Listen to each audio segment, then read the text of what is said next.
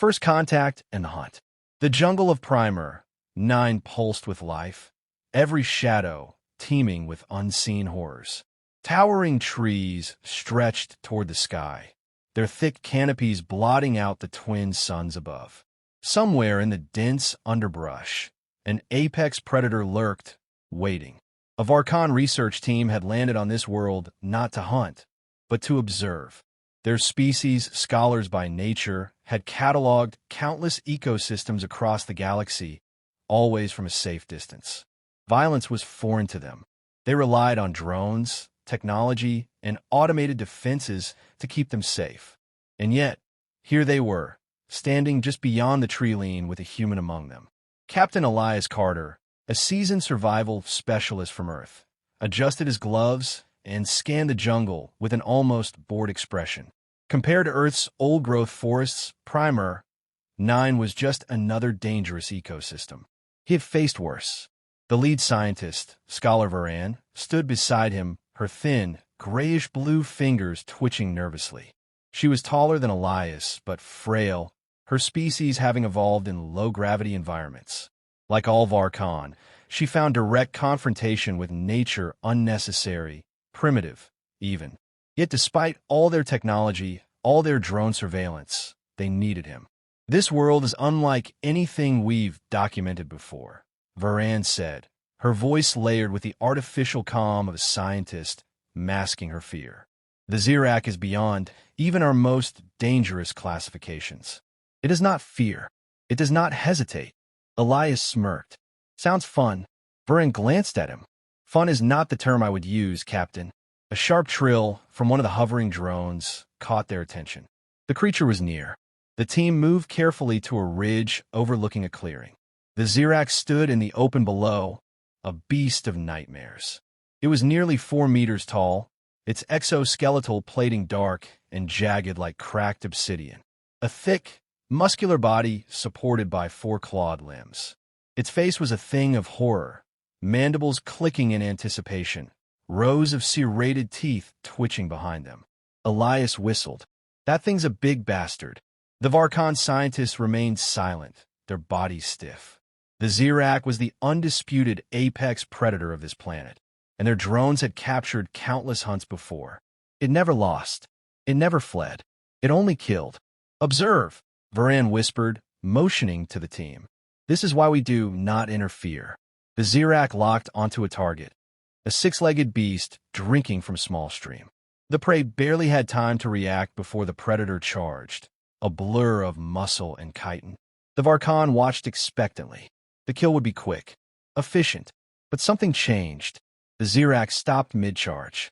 It lifted its head, nostrils flaring, mandibles clicking with interest. Its prey was forgotten. It had found something more intriguing. It turned its glowing yellow eyes toward them. The Varkan froze. Elias tensed. The predator sniffed the air again. It had caught their scent. And unlike the other creatures on this world, the Zirak did not view them as unworthy of its attention. It lunged. The scientists scrambled back in terror. Their guards fumbled for weapons. But Elias? Elias stepped forward. The Zirak charged up the ridge, its claws digging deep into the earth as it climbed toward them. Varan's voice broke in panic. Captain, fall back. Elias didn't move. His eyes locked onto the predators. He rolled his shoulders, breathing steady. The moment the beast crested the ridge, he met it head-on. It swung a clawed limb the size of a human torso, but Elias ducked, sidestepping with the practiced ease of someone who had fought before. His fist slammed into the Zirak's side, striking just beneath the chitin plating. The creature recoiled, not in pain, but in shock. Nothing had ever fought back before. The Varkan watched in stunned disbelief as Elias didn't run, didn't reach for a weapon. He just kept coming. The Zirak lashed out again, but Elias caught its limb. His muscles strained, his boots dug into the dirt, and with a roar of effort, he wrenched the limb to the side, throwing the beast off balance. It snarled, trying to correct itself, but Elias was already moving. He leapt onto its back, arms locking around its thick, plated neck. The jungle fell into an eerie silence as the impossible battle unfolded. and the Varkhan, for the first time in their existence, watched in horror. The confrontation. The jungle trembled under the weight of the struggling beasts. One a monstrous apex predator, the other a man. Elias Carter clung to the Zirak's thick, plated neck, his arms locked in a death grip. The creature bucked violently, trying to throw him off, but he held on, muscles straining against its raw power. Its exoskeletal plating was as tough as steel, but he wasn't looking to break it. He was looking for leverage. The Varkhan research team watched in mute horror, frozen in place. Their minds refused to process what was unfolding. They had expected to witness a slaughter, but not like this. Varen's voice cracked as she whispered, This cannot be real."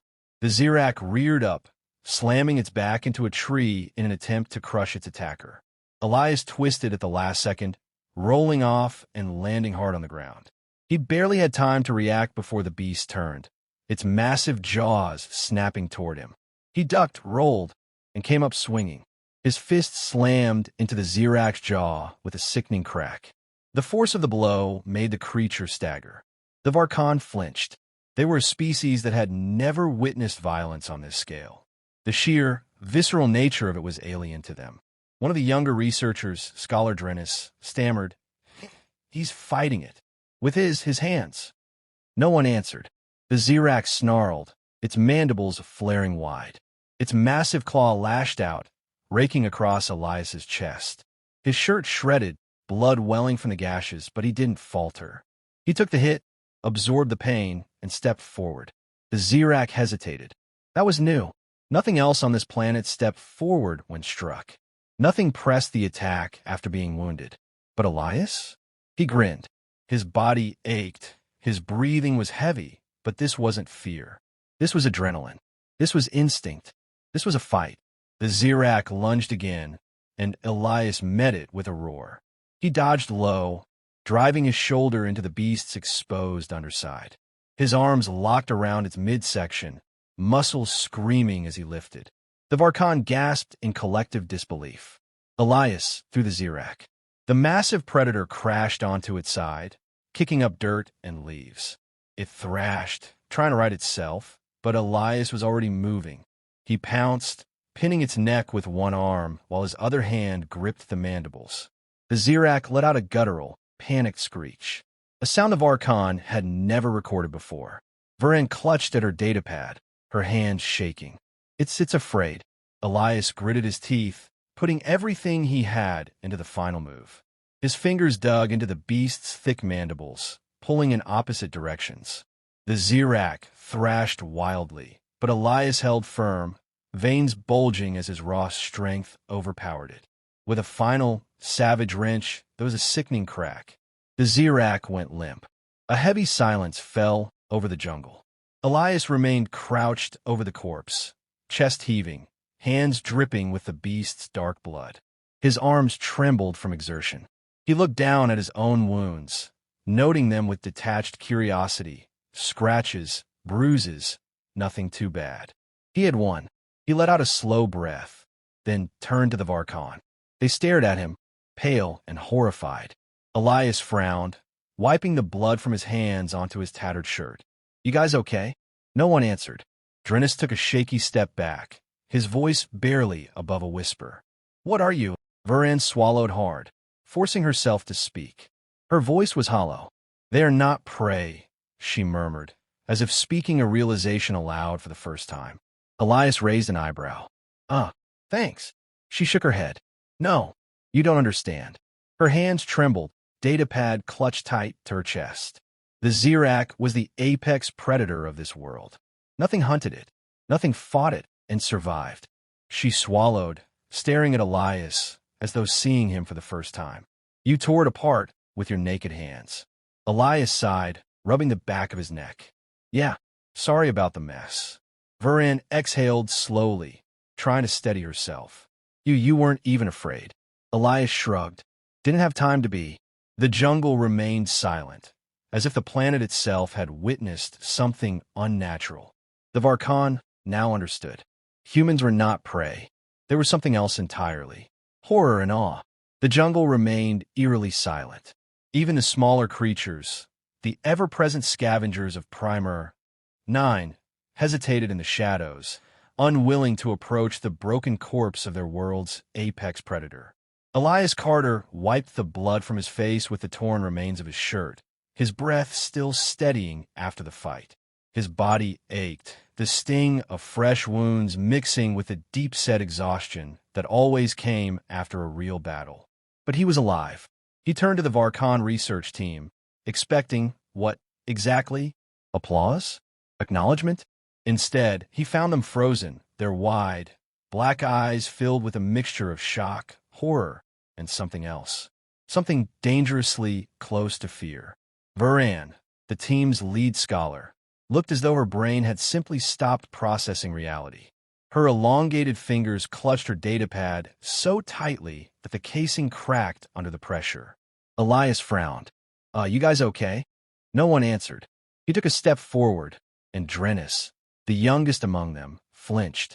Actually flinched, the way prey flinched before predator. Elias felt something in his gut twist at that reaction. Varan finally found her voice, though it was weak, unsteady. "You," she swallowed. "You killed a Zirak." Elias shrugged. "Yeah." He rolled his shoulder, wincing. "Put up a good fight, though." No reaction. He sighed, looking down at the beast's corpse. "Look, I know this thing was rare, but it wasn't exactly peaceful. It came at us first. That's not the point." Varan's voice was barely above a whisper. Elias glanced back at them. "Then what is the point?" Varan took a slow step forward, forcing herself to look at the dead predator, then back at him. "Elias Carter," she said carefully, like she was addressing something unknown. "In all our recorded history, no sentient species has ever killed a Zirak in direct combat." Elias scratched the back of his head. "Huh, so what? You usually just nuke them from orbit." Varan shook her head, her expression tight. "We avoid them. We study them from afar. We respect the natural order of things." She pointed at the corpse. That was the top of the natural order. Elias crossed his arms. "Not anymore." Silence. Drennis took another step back, shaking his head. "It fought back. It injured you. And you still—" His throat bobbed as he swallowed. "You tore its throat out with your hands." Elias exhaled through his nose. He hadn't really thought about it. The moment had been pure instinct, a fight for survival, nothing more. But now, standing here, looking at the Varkon's reactions, he realized that this wasn't normal for them. In human history, killing dangerous predators was legendary, mythic, but not unheard of. Stories of warriors fighting lions, bears, or wolves with nothing but knives, or even bare hands, were part of Earth culture. But for the Varkon, this was anomaly. This was nightmare fuel. Varan finally exhaled, steadying herself. Her scientific mind was working again, analyzing the situation with cold logic. She looked Elias over, taking in his form, his wounds, his expression. She asked quietly, "Were you afraid?" Elias blinked. "What?" "During the fight," she pressed. "Did you feel fear?" He frowned. "I mean, a little. Not really. Didn't have time for it."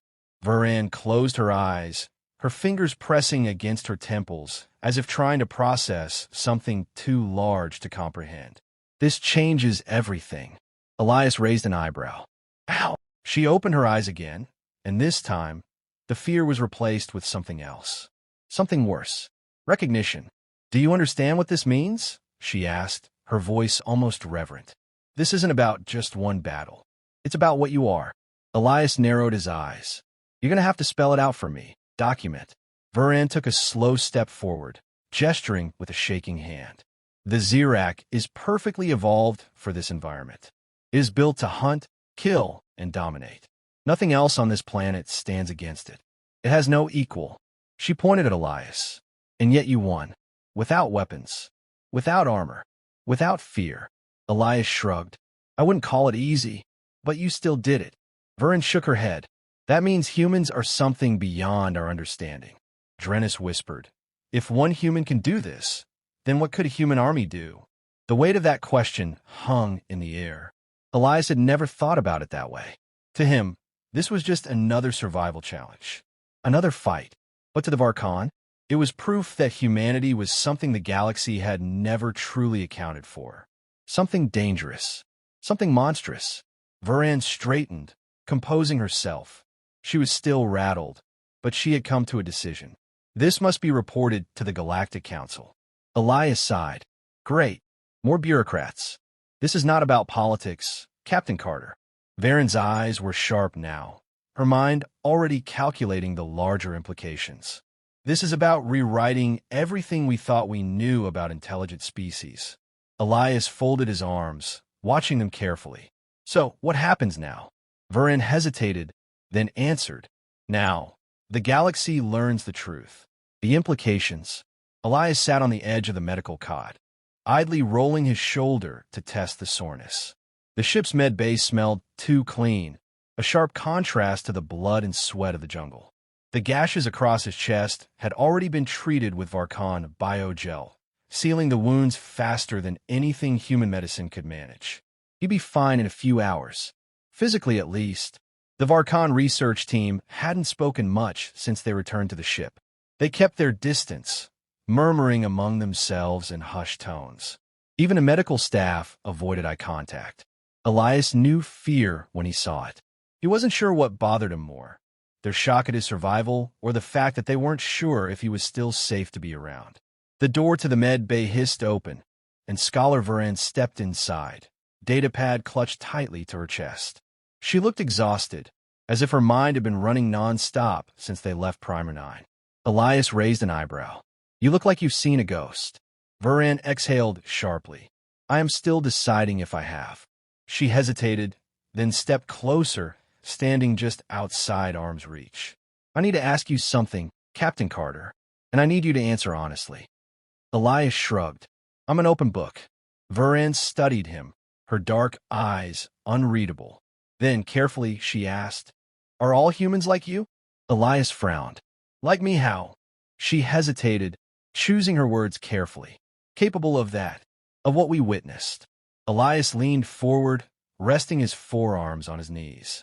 He thought about the question, thought about the answer he could give, the one that might ease their fear.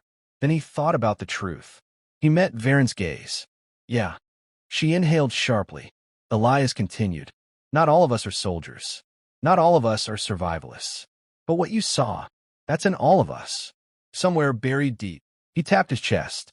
You put a human in a corner, take away their weapons, strip them down to nothing, they'll still find a way to fight. Varan remained silent, processing his words.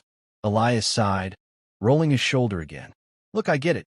You thought we were just another intelligent species. Smart, diplomatic, civilized. He gave a humorless chuckle. But humans, we come from a world that tried to kill us. Every day for thousands of years. He leaned back against the cot, staring at the ceiling. We didn't evolve to be the fastest or the strongest. We weren't born with armor or claws. We learned how to survive anyway. He met her gaze again. And sometimes, surviving means being just as dangerous as the things trying to kill you. Varan swallowed. She understood now. The Galactic Council had long debated where humanity fit among the stars. They were adaptable, clever, resourceful, but they were not feared. That had just changed. She took a slow step back. This will redefine how the Council sees your species. Elias smirked. Yeah? And what do you think they'll do with that information? Varan hesitated. I do not know. Elias folded his arms. They're either going to leave us alone, or they're going to start watching us a lot more closely. Varan nodded. I suspect the latter. Elias sighed. Great. Just what we needed. More aliens looking over our shoulders. Varan turned to leave, but paused at the doorway. She glanced back at him, her expression conflicted. Do you enjoy it? Elias raised an eyebrow. Enjoy what? The fight. The violence. Elias considered that. He thought about the Zirak, about the moment he locked eyes with it and realized he wasn't afraid. The thrill of the battle, the rush of adrenaline, the way his body moved before his mind even caught up. Finally, he shrugged. I don't go looking for fights. He smirked. But when they come to me, I don't back down either. Varan exhaled and nodded. Then I hope, for the sake of the galaxy, that humanity never finds itself cornered. She left without another word. Elias watched the door slide shut, then lay back on the cot, staring at the ceiling.